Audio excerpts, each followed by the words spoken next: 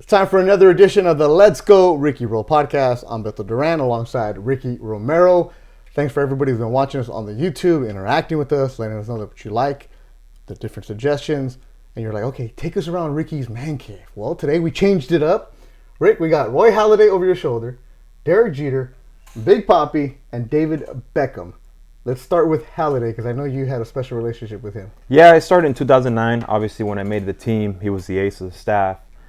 And from there, we built a bit of a bond. It took a while, though. Obviously, Doc was...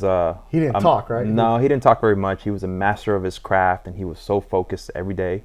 And it was one of those things where you learn by watching him and just observed. And I think he liked that. He wanted to almost test you. And like super intense guy? Super intense. Okay. Beyond intense, and incredible pitcher. I think now looking back, I always say I can't believe I had a front row ticket to watching one of the best pitchers to ever do it during this era. And it was just like Picasso painting, like when you see a Picasso painting, you see him out there, and he was just painting everything. And it was just fun to watch. He dominated games.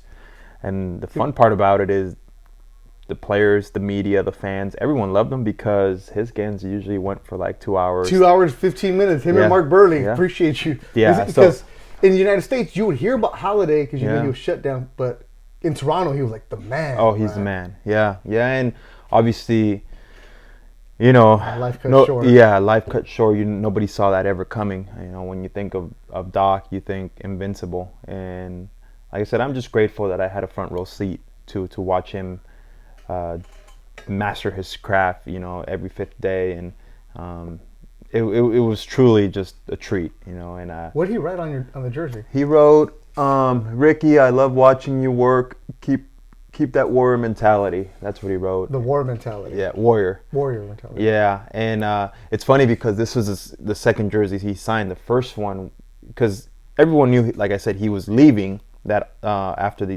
going to Philly. Yeah, and nobody knew where, but everyone kind of had a feeling that was his last year. And I said, "Hey, can you sign a jersey? I put it in your locker." He said, "Sure." So he wrote that exact same thing, except he spelled Ricky Rickey after the game. And like I said, he's super intense, so you really don't like going up to him. But I was like, screw that. Like he messed up my jersey. That's not how you spell Ricky, Ricky, obviously. So I went up to him. I was like, "Doc, I hate to do this to you, but you messed up my jersey, man." And he's like, "No way." And he genuinely felt really, really bad. And he actually went and bought another jersey. No way. Yeah, and he obviously wrote Ricky. So where's the other one at?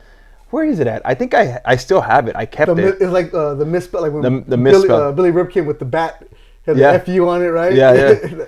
So I think it's in my parents' house. Yeah, but now that's authentic right there. That's misspell. Authentic. You can't say that's a, yeah. Okay. Yeah. So but he was nice enough to obviously get another one, and obviously the Derek Jeter. When we went to Yankee Stadium, that one's from 2009. It has the inaugural season of Yankee Stadium when it first opened up, and the one thing I wish I would have had was had his jersey, that jersey personalized, because most of them in here have they're all to Ricky. To Ricky, yeah. That one just says his autograph. His autograph, yeah.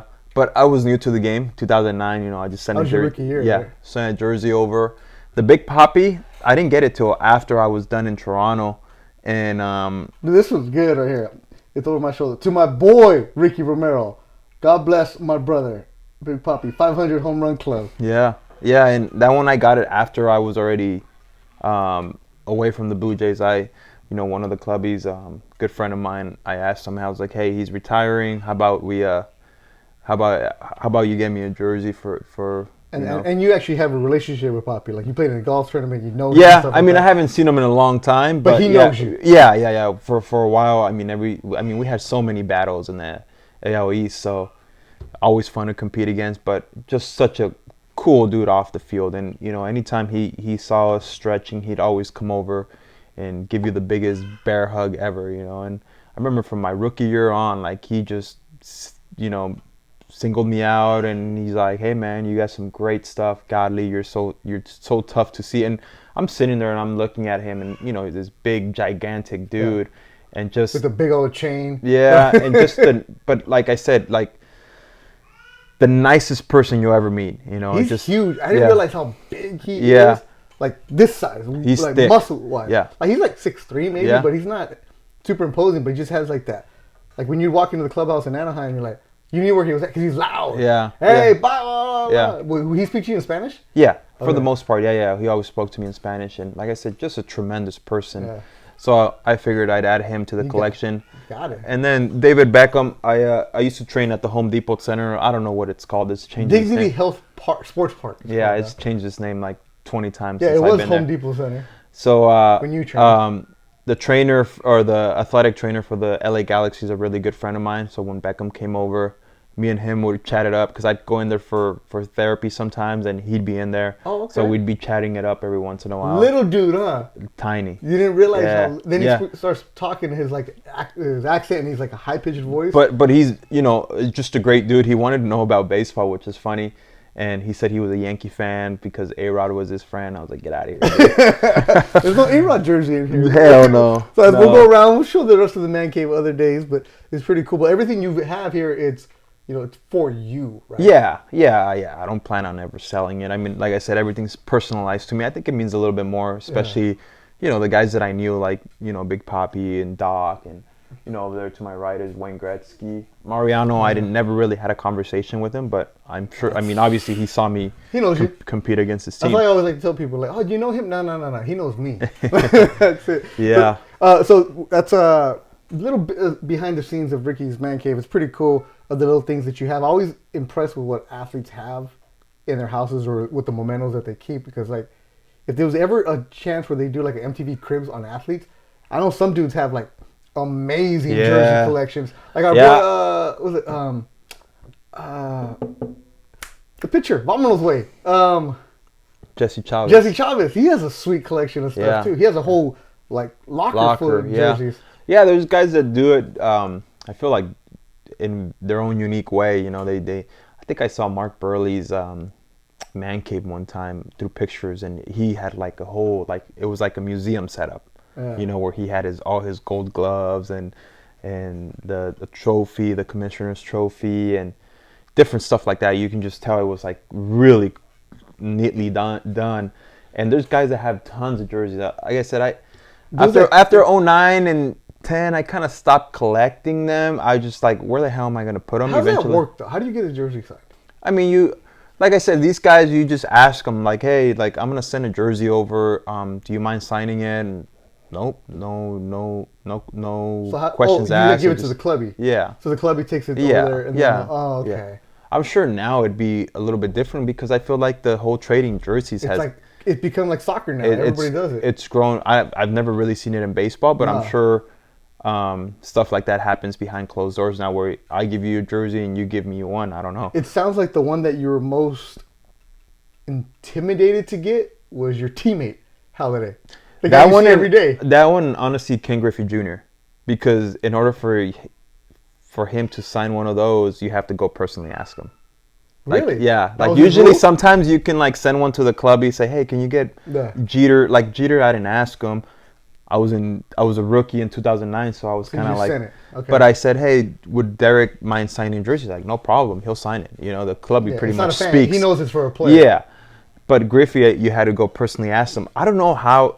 I didn't go personally because I think I was gonna go talk to him, and I was running towards him, and then I was like, and I kind of froze, and I kept running, but I still ended up with a Griffey jersey. But all the guys were like, "How did you get the Griffey? We never saw you go and talk to him." All of us went and talked to him, and I was like, "I don't know. It was just." Griffey was your guy? Growing up, yeah. I mean, it was. Yeah, it was just I mean, he was everywhere. So that was his thing. Like, if you want my jersey, you got to come talk to me. Yeah, I think that was his thing. Yeah, but like I said, I don't know. I just never really went up to. I just gave it to the clubby, and I probably in the middle of him getting 10 jerseys, he's probably like, maybe it was him making just trying to be funny and seeing how many guys would actually come up to him. I don't know. That's pretty. I would do that too. Like, oh, you want it? Come on, come kiss the ring. You want it? I want to show it. But it's pretty cool. Like all that stuff that goes on. You see, because guys sign stuff all the time. Yeah. But when you or in a clubhouse, you see like something from like I always notice it like, wait, how did that jersey get in here? You know what the coolest thing now is? I know what it was. You guys were what the signed for coolest each other. thing was, and obviously he's a close friend of mine, Sergio Romo. Yeah. When he sent a Romero jersey over for me to sign, and I was like, "Whoa, like that's like Yeah? so cool." Yeah, yeah, yeah. That's cool, And it was man. just because he's like, you know, it goes beyond baseball. You know, the friendship that we have and all that stuff. So And we're gonna get Romo on the podcast soon. We just gotta find him. yeah, we gotta find him, but definitely not right now. No, not no, in no, quarantine. no. But yeah, that was the That's cool. that was really cool when somebody sent my jersey over. You're just like, wow, you feel like, I don't know, accomplished, I guess, or you know, it makes you feel good because when Doc was leaving, you know, you saw his locker full of balls, bats, you know, jerseys, and he's sitting there signing them, you know, for the other team. So one jersey was like cool for me, you know. That was cool, even though, like I said, Rome You was a got close two friend. because he misspelled it. Yeah, I You got two from Doc. So That's good. Now, one of the things that conversation just happened because I was looking at the jerseys. The point of today's podcast is something different. In every single episode, we're gonna have like a theme to it. And as we said it, when we do have a guest, it's gonna be a bonus episode. So Ricky and I are just gonna go and BS around and talk about whatever's going on. And each week we have a theme. Today, what I wanted to talk about was the inaugural Ricky Romero baseball camp that was held Thanksgiving weekend in East LA. And to talk about you having your jerseys and everything else. But we had, and shout out to the Payos and everybody else who was involved with the group chat that helped everything out, the Ricky Romero baseball camp t-shirt. And I know there was a hat that had Ricky Romero camp. To see that, I think like 50 kids wearing your shirt with your silhouette of you throwing, what was that like? Just oh to see man, that? incredible! It was like, I don't even know. I wouldn't even say if it was a dream come true because I never thought it'd be possible for me to be able to do something like that. When you think about the behind the scenes work that has to happen in order for that stuff to move forward, you start thinking, you're like, nah, it's just never gonna happen. But it kind of started as a joke in a group chat, you know, like, hey, you should do a camp, and then one thing led to another, and then we started meeting here actually in my house, and we would sit there and everyone would start jotting notes, and I was like, man, this seems like impossible, you know, and like you said it, you're like, let us take care of the logistics, and you just worry about showing up and inviting your friends who have either played pro ball or are playing pro ball, and let's make it work. And it worked out to perfection, man. And I think every kid that went there, we had from college admissions director to, you know, scouts, to former players, current players in the minor leagues, some in the big leagues, come out and talk. And I mean, I think everyone enjoyed it, man. And you know, looking at Ruben Torres, the head coach at Garfield High School, who was so nice enough to let us borrow the facilities and those new batting cages and everything, like he you could tell he was so happy. I think not just because it was at Garfield High School, but because we brought a whole community together. And that was my biggest goal, to be able to see the faces of these kids just go out there and I mean, let's be honest, some of these kids probably have never heard some of the stuff that they heard that day, and it was probably overwhelming, you know. But overwhelming for me as one of the guys who helped coordinate it, and just seeing it that day. And we're gonna tweet out a link the video that Albert Baker made, and Albert Baker did a great job with the tremendous, videos, the aerial shots. And so the gist of the camp was, you've always wanted to do a camp, but you know baseball, but you don't know how to figure everything else out, right? And how many times do we see the guy who's going to do a camp, he shows up, it's the show and go. He shows, he gets a check, takes a picture with the kids, and then he's gone, and then the directors are like the guy down the street giving you a camp. Like, I mean, and it just happens everywhere. Like, when you do your Blue Jays camp, you guys are actually hands-on doing that. Yeah. But we started thinking about it because, like, you coming back to East LA, and like, you're very humble. And I'm saying this as knowing you. You've been in the East LA parade, but you didn't like that. Like, you don't like attention like that. You'll do it to be a role model, that's great, but to put your name, you didn't even want your name on this camp. You wanted it just to be the camp. So what it was is a camp East LA for the community, the high school kids there. So we opened it up to 50 kids. No, 50. no, it was supposed to be 30, right? It was like 30, and then I said, 30, let's and you open just it up a little bit more. And then, we had applications because we wanted to make it a little bit different. Yeah. We wanted to read why you should attend this camp, what was your GPA. And, at the end of the day, you want good kids who are going to be doing great things in the classroom and on the diamond.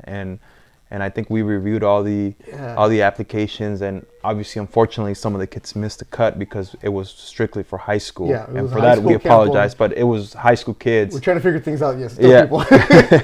And maybe one day, we'll trickle it down Yeah. to the middle school kids, and it's just, one step at a time, and it was our first one. We learned a lot from it, but at the same time, I think we were all overall happy with it. And I think it was just, for me, I was like, had a smile from ear to ear, just seeing the different interactions, seeing my friends teach, and them being into it. I think everyone was into it, and shout out to all those guys that helped put that camp together. From the players to the scouts, to the guys behind the scenes like you guys. It was, like I said, it was. I mean, you have no words for the impact that you made. So, if you go and Google like East LA baseball camps, nothing shows up. There are no baseball camps in that area, let alone a free camp, let alone one from somebody who played professional baseball. You just don't get that. And as parents know, if you want to go to a showcase camp like Perfect Game or I don't know the other ones, but they all cost $500, and you're in front of scouts. This wasn't for the elite kids. It was for the kids who have good grades, who want to play in college, but hey, Division III might be your avenue. So what we did is I coordinated with Dr. Howdigley from USC, who came and spoke about the college admissions and how to get the financial aid. Then the scouts did a speaking where the Carlos Muniz, Gary Patchett, and then the guy who drafted you, Demarius Pittman. Pittman showed up, and they told these kids, this is what scouts look for. When you're on the field and your hair is all shaggy, well, we're looking at that. When you're taking infield, outfield, and I know we did the classroom session, I think, for an hour and a half. And then we had the athletic trainer, Marco Nunez, came out. And I remember going back and forth in that classroom. And we even talked about it. Is that going to be too long for these kids? Like, we even had Shatterty, the financial advisor, saying, this is how you don't get a credit card. This is how you save your money. This is how you do stuff. And we remember kept saying, like, maybe that's too long for these kids because they all want to get on the field and learn. And the jaws were just like, And each kid went away with an information packet. They learned it. And then once they did get on the field, I remember hearing some of the kids saying, hey, did you get a packet there? Did you get that? Like, did you get his email? And everybody gave out their number, their email, whatever. And like, you can hear it. And like, Dr. Howdigley has told me some of these kids reached out to him and said, hey, I want to apply, not to USC, but to another school. Can you help me out with that? And everybody there helped out. And then the athletes that came, I counted 14 current or former pro athletes. Guys that played in the minors, played in the majors there.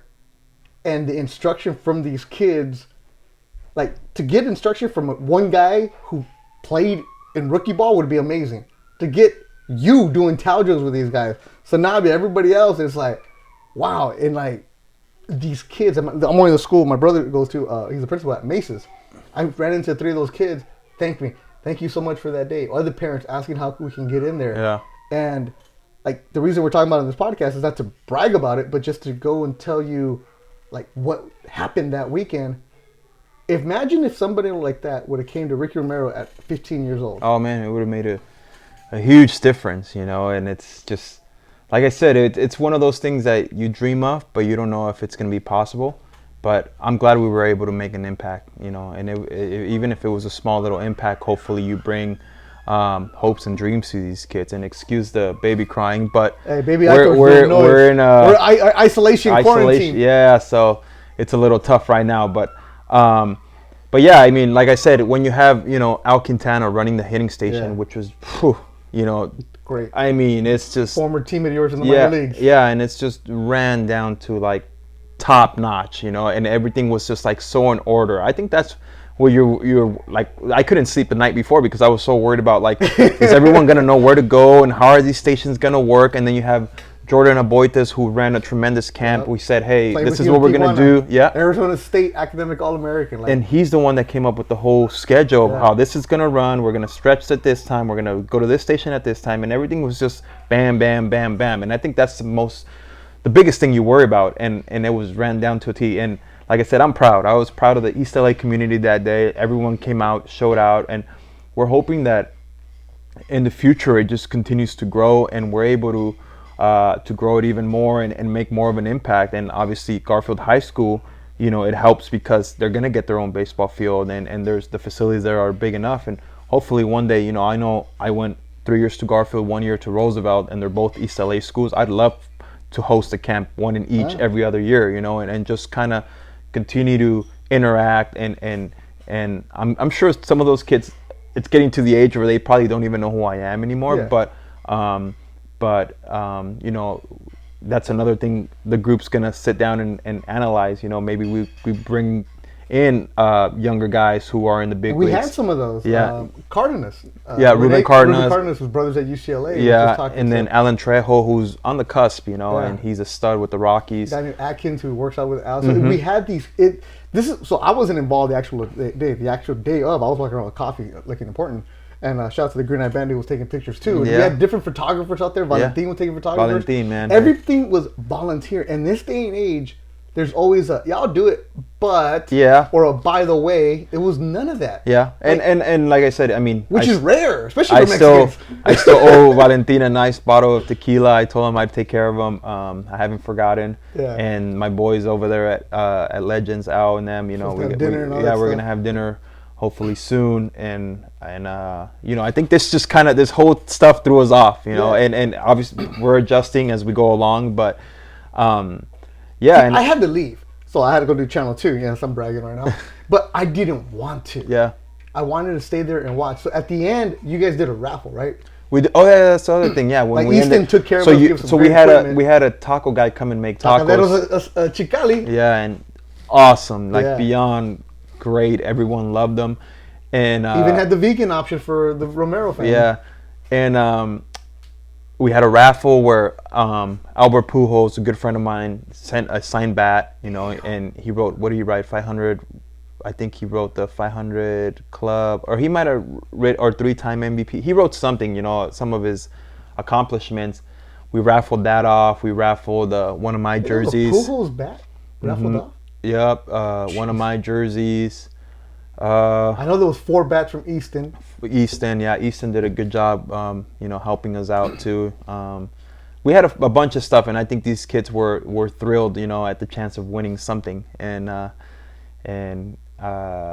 Boy Oscar sent a glove. We had a Canelo glove. But not every, you know, even though if you didn't win a raffle, you still got your hat, your T-shirt, and at the end of the day, I think if I would have gotten that, I would have been more than happy. Yeah, and why was it important for you to do it there? Like we could have found. I mean, we could have found a different location at a nice spot. Like we could have gone where like the field is all manicured, but Garfield High, they don't have a baseball field. It's a softball field we basically used. Why was it important for you to do it in that community? Because that's where I grew up, man. You know, I was born and raised in East LA, and for me to be able to go back and do that, you know, I sat there and wondered, like, man, I should have done this while I was playing too, you know. But why didn't you? I just never thought it. Like I said, it'd be possible, you know, and just the amount of work that you really have to do, and also I didn't want to put it in somebody's hands where they're like, okay, we're gonna try and make money, because you haven't mentioned it was free. You know, we didn't charge one dime. We didn't make money out of it. We paid for the hats, the shirts. Came out of your pocket. Yeah, and I didn't want it to get I didn't want it to get what do you call it, corporate, you know, and get to that point where like, hey, like we're gonna make money on the side somehow, some way. We're gonna charge these kids, you know, even if it's $25-$30, so you don't leave empty hand. I didn't want that, you know, and I didn't know the proper way of doing it free and just kind of everyone just everyone just dedicating their time. And that's why it was important for me to do it. You know, I wanted it to be free. I didn't want to charge these kids, and I wanted them to leave. I wanted them to leave with the proper knowledge, and I think we accomplished that, all of us together as a group. And you know, talking to all those guys that participated, they're like, man, that was awesome. Next year we're in. let us know. And because you started getting feedback from other guys saying, "Hey, let me know ahead of time." Yeah, like yeah. Ramon Troncoso, the former Dodger, Yeah. the next day was like, "Hey, when is it for next year?" Yeah, I'm like, when is it "Yeah, for Ramon?" next year? Yeah, yeah, and I reached out to like Sergio Romo and those guys, and they're like, man, count us in for next year, and obviously I know those guys have seasons to worry about, and it's in the middle of their training and all that, and that's totally understandable. But the guys that did showed out, that, like I said, they were I think they left really, really happy and impressed by the job we were able to do, and the kids, the kids at the end of the day, it was about them. And when they show respect and they show that they want to work hard, nobody's forcing them to be there. And these kids showed up. There was a line, They showed up early, like on way a Sunday early. morning, Yeah, early, very respectful. And I think what it was is we reached out to the kids in that community, like East LA, Southgate, and we told the coaches like, "Hey, send us your guys." And we didn't tell them what it was. I think that because we didn't want it to be too big. Yeah. And everybody had to apply. Like, just put your name in. Like, it's free, but just put your name in on this one website. Just apply. And we would get in a couple words like, "Hey, this kid, can I send this kid?" I'm like, "Have him apply." And we had a couple of kids who didn't apply. who were supposedly really, really good. We've heard they're studs. Yeah, but then But it wasn't for that.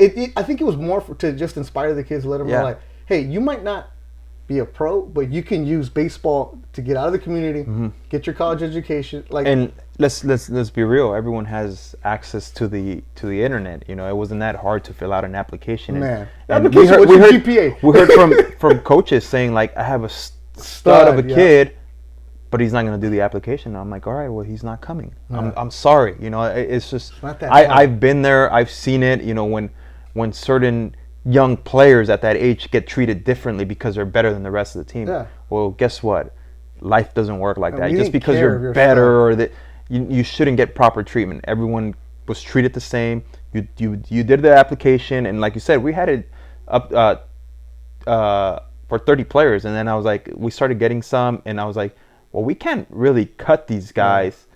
Let's just do the more sign up, the more they sign up, the better. And you can't turn them down. And I think they did their part, and whether you were a stud or you weren't a stud on your team, it didn't matter. We were just there to teach and to inspire more than anything. And right now people are watching like, how do I get my kid in next year? We don't know yet. We don't we don't know. We yet. don't know yet. We haven't gotten to that point yet. But I do know that because having talked to some of the other coaches around, people who were saying like, hey, this camp, what was the deal? What's it? So it was for varsity kids in that East LA area. We picked different, I think like 8 different schools, and like, here you go. So what we want to do, I think eventually, is make it into a showcase kind of thing for the community. But it's just different because now you see this when you go to different camps or wherever you're working at 108.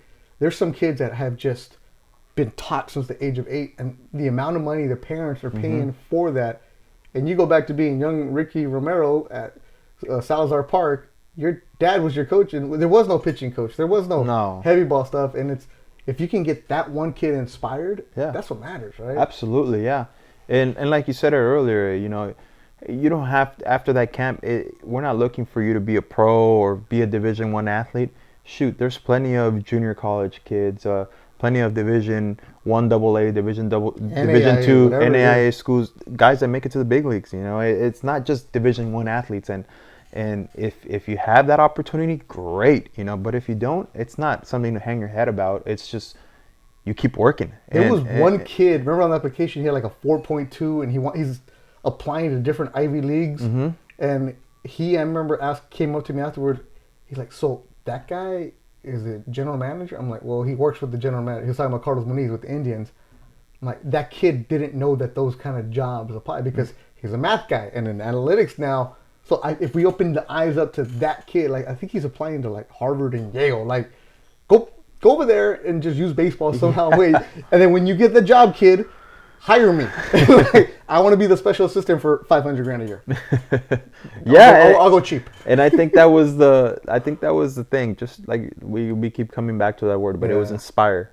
And I think we accomplished it big time. And I think all the kids enjoyed themselves and more than anything just had fun with it. We weren't trying to like mechanics. It was more just fundamentals, little things and hey, you might want to try this, hey, you might want to try that. I know, we brought from Banning High School, Anthony Hoya, Hoya, yeah. who's pretty good, and I brought a kid from Carson, had to do that. and we were showing them like, hey, this is the little things that you guys can do, to make so yourself you were better. telling these kids the stuff that you were doing in the major leagues? Well, yeah, I mean, you're not gonna teach them. No, I'm talking about like your routine and like. I mean, if they ask, yeah. I mean, it was one of those things where, but we had so many pitching coaches that they just didn't have to hear it from me. I mean, all the guys that were there are pretty damn qualified, and almost all of them played in the major leagues. All the pitchers. Yeah, and it was just like, hey, I'm kind of sitting back and I'm gonna walk around the whole camp and take it all in. And it was cool because it was me, my dad, and my brother, and we were just kind of all there. And I think you always saw that smile with my dad when I played in the big leagues, and I think that day he was even more proud of me. Yeah, and you could just see it. My mom, my sisters, the whole family was there. Yeah, and you can just tell they're like, "Whoa, this is a crazy turnout. How did you guys pull this off?" And it was, like I said, at the end of the day, it was cool. It was. Why do you think your dad was more proud of that? Well, I think I mean, to be able to bring a community together like that, I mean, he's proud of a lot of things I've done in my life and my career, but you probably put that one at the top. Really? I think so. Yeah, I think just he loves baseball. He loves being around your baseball. Dad's a local legend in those parks. Yeah. He still plays during the week, and everybody knows that your dad hits. So he, you could tell he wanted to help, and he was different stations like, hey, where do you want me? Hey, where do you want me? I'm like, wherever you want to go ahead. And he's not an ego guy. He's not a.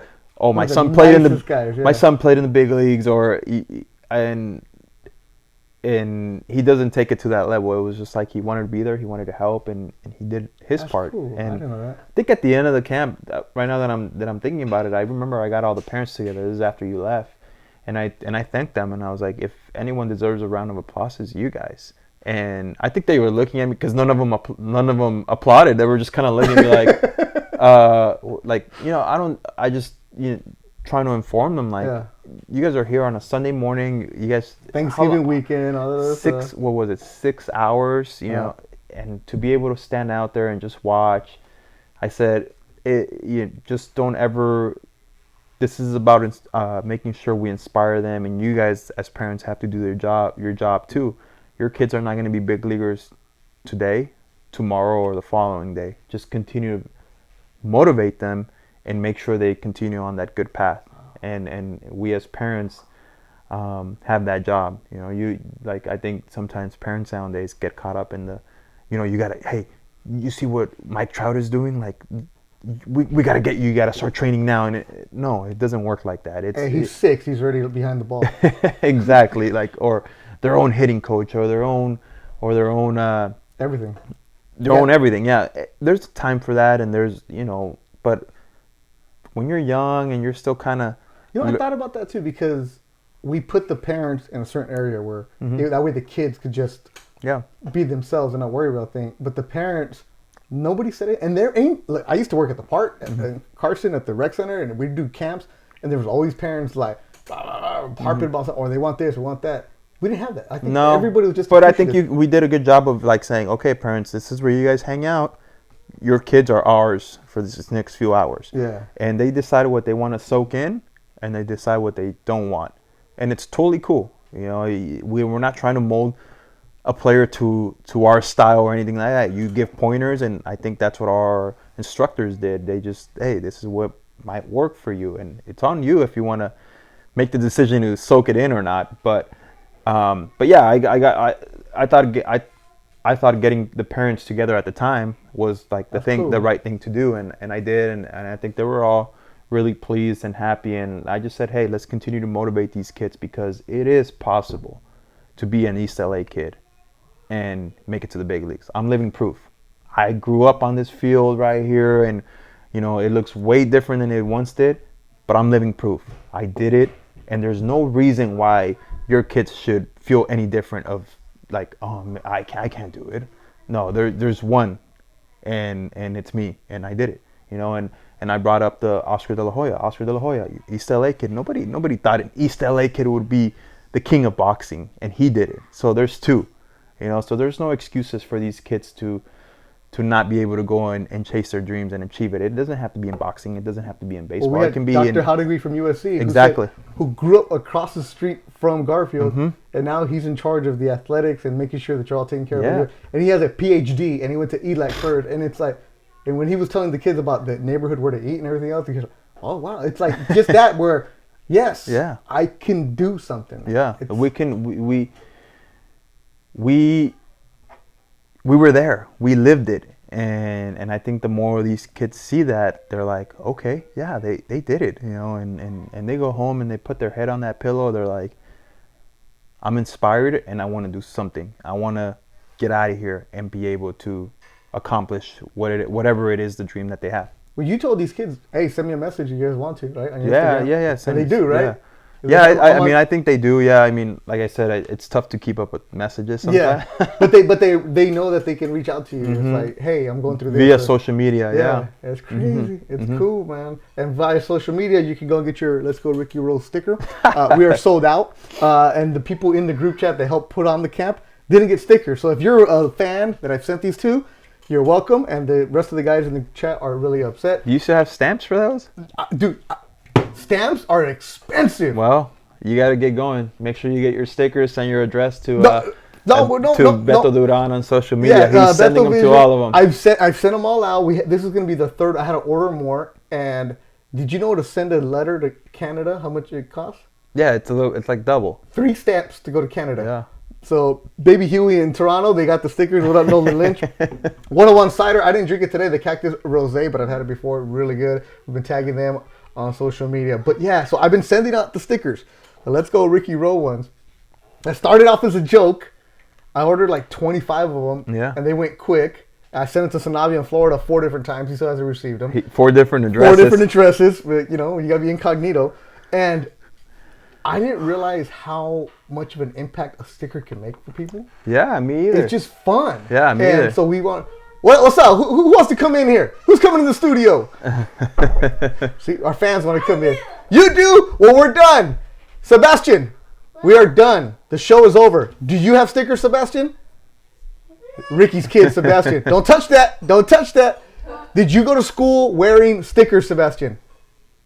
Yeah, he did. Even Ricky's kid, Sebastian, the 6'8" offensive lineman, went to school wearing Let's Go Ricky Rose sticker. So exactly. So for more information on the camp, there it is. Don't move. Don't move. See, live studio audience for Ricky Romero. I'm Beto Duran. Bye.